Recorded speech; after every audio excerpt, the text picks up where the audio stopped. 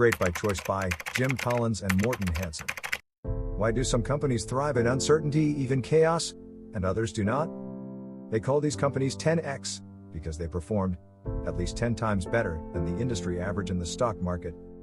The book starts with the comparison between success and failure, with a description of the race to the South Pole between Roald Amundsen and Robert Scott. Amundsen succeeded brilliantly, not only reaching the South Pole first, but also getting his men back to safety after doing so.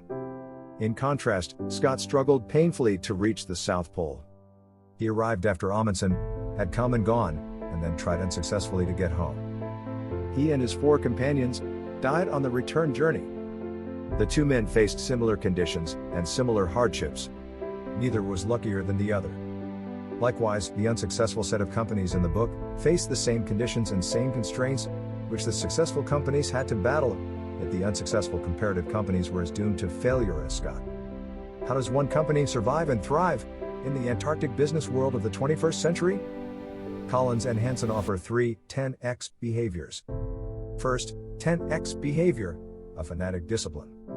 Discipline refers not to the hierarchical discipline of rigidly following orders or staying in line, but to the self-discipline of being unwaveringly consistent. Discipline, in essence, is consistency of action, consistency with values, consistency with long-term goals, consistency with performance standards, consistency of method, consistency over time. The analogy for discipline is the 20-mile march, marching forward every day without fail 20 miles toward your destination. If the conditions are bad, your goal should be to still march 20 miles. If the conditions are good, you should not increase your goal. In business, the 20-mile goal is translated into a performance measure. It doesn't matter what that measure might be, only that there is a consistent, unchanging goal. For Southwest Airlines, for example, the goal was simply to make a profit every year, no matter what the conditions of the airline industry that year. But just as important to Southwest's success, according to the authors, was the company's refusal to overreach. In 1996, when 100 cities clamored for Southwest Airlines service, the airline restrained its expansion to 4 cities. The second 10x factor, empirical creativity. The analogy is bullets and cannonballs. Imagine that you're on an 18th century warship about to be attacked, and you only have a limited amount of gunpowder. You have 2 choices. The first choice is to use all your gunpowder to shoot a cannonball into the side of the enemy ship. You take the shot and miss. Now you're out of gunpowder. The second option is to use some of the gunpowder to make bullets. You shoot the bullet and miss.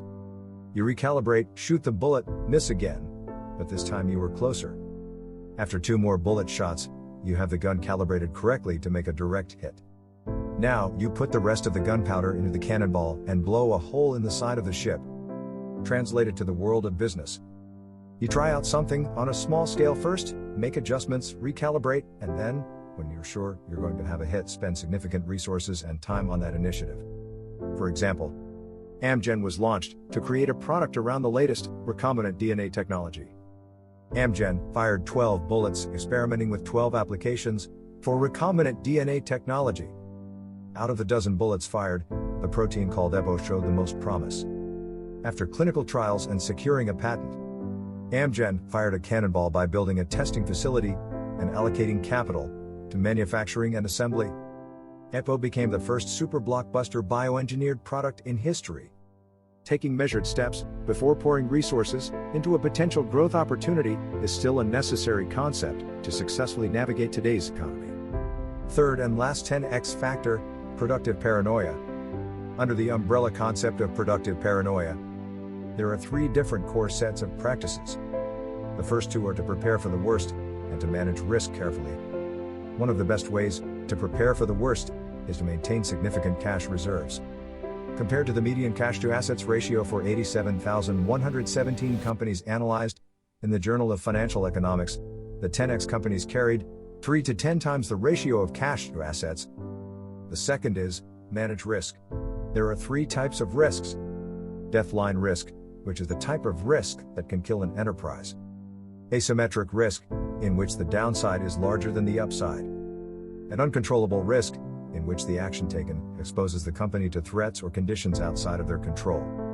A statistical analysis of the actions of the 10x companies and comparison companies showed that comparison companies took a greater number of each type of these risks.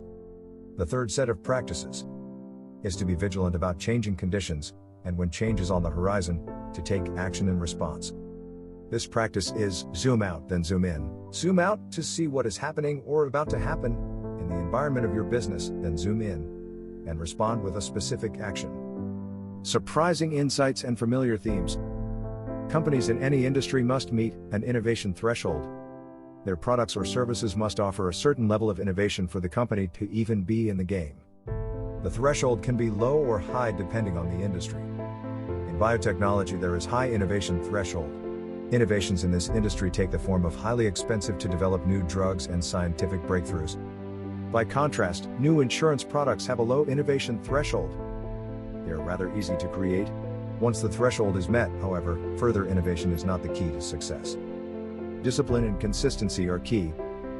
American Memory Systems was the first to break the 1000-bit memory chip barrier in 1970.